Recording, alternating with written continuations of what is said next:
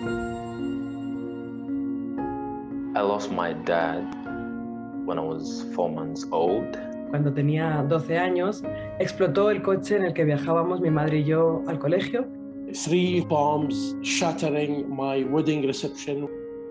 We lost in the wedding 27 people. I was one of the few passengers that survived a deadly Boko Haram attack. J'ai perdu mon mari et mon fils aux attentats du Casablanca. On 9/11, I was the first chief to be in charge. I lost 343 firefighters, including my brother. جاء وكتبوا 3 أيام ضلينا بقحطانية. طلع اسمي على واحد من الموصل كمان مرة ثانية. هذا أول واحد اللي اعتدى علي واغتصبني وضربني. My beautiful 21-year-old daughter was in London and walked out into a terror attack. My wife was working with the United Nations World Food Programme in Islamabad. There had been a blast. She had to be buried quick because there were about 52 pellets in her body. Cuando me desperté en el hospital, estaba en la UCI, sin saber dónde estaba mi madre, sin saber que no tenía piernas. My dad was the breadwinner. My mom was jobless at the time. With a 4-month-old baby at 21, you really don't have much to fall back on.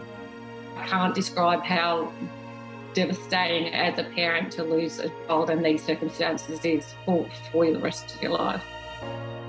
We all have coping mechanisms for things in life which are bad. You have an accident, you know how to cope with it. Terminal illness, you know how to cope with it. But there is no coping mechanism for a person who dies in an act of terror. The long-term impacts of surviving any kind of an attack is that the traumatic experience affects you, doesn't really ever go away. Detecting the individual needs is important. It's making sure that you have an understanding that nobody is grieving in the same way. Sometimes you feel like a little bit guilty. I need someone to hear me, to help me, to give me advice. ما راح نقول لكم إنه نريد كل حقوقاتنا، على الأقل يعني هذا اللي شفناه نحس بأمان، يعني نكون في منطقة آمنة إنه ما يتكرر هذا الشيء مرة ثانية. After the bomb blast, we never had counseling at all. Not even a single phone call was given to my family. Forget about asking, how are you?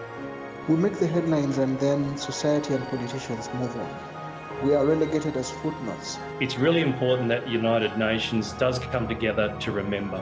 Everyone wants to keep the spirit of their loved one alive. So in this Congress, the question is, what can we do to make a difference? If we do not work together, tomorrow other upcoming generation will be staying in the same place with the same pain. Terrorism doesn't have a nationality, it doesn't have a color, and nobody is immune to it. C'est une façon de lutter contre la radicalisation qui aboutit au terrorisme. No country can do it by itself. It has to be a group of countries under the umbrella of the UN. This Congress gives us the opportunity to speak out in front of the international community. It's opportunity to discuss political commitment to do more to support victims. It's very important to bring victims together from different circumstances. Es importante no hacer distinciones entre unos y otros porque sentimos el mismo dolor. Everyone who has lost a loved one due to a terrorist attack, we have a common bond. Un sentiment d'appartenance. We share your loss, we share your grief. We are there to cry together, to laugh together, to get angry together, but to feel motivated together. I don't want to give up. Terrorists make my life go back. I have to go forward for my life.